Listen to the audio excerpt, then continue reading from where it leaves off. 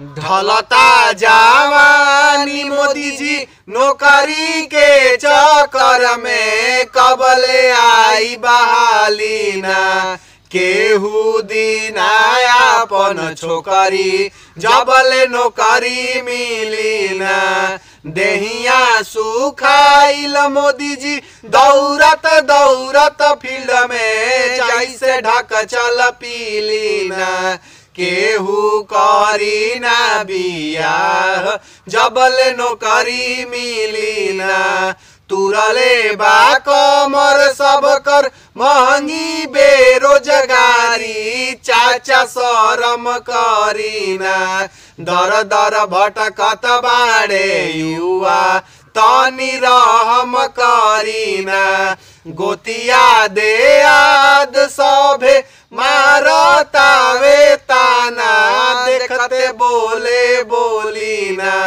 बोटावा दिहल भइल बेकार अब की ठेंगा मिली ना देह में लागी नहीं हरदी जबले बरदी मिली ना।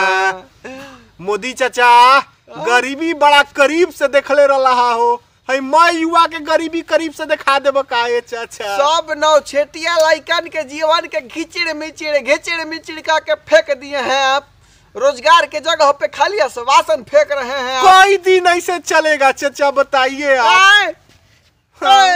हम लोग का रोजगार नहीं मिलेगा तो हम लोग कैसे जिएंगे चाचा। क्या घुस गई का बेरोजगारी लोग ले बड़ा मर्द कबेले हमने के बेरोजगार बनी जाता का भजन गाई जा बेरोजगारी ना गाई जा। वो पढ़ के और मेहनत करके भी आप बेरोजगार है तो चौंकिए मत क्योंकि मोदी चाचा का चमत्कार है। वाह वाह वाह वाह वाह क्या बात बोले भाई बाबू तुम कभी कभी अच्छा बात बोल जाते। केहू तो बतावे कि सूतल सरकार के जगाई जा कैसे बेरोजगारी जैसा है ग्रहण के अपने आप से बचाई जा कैसे।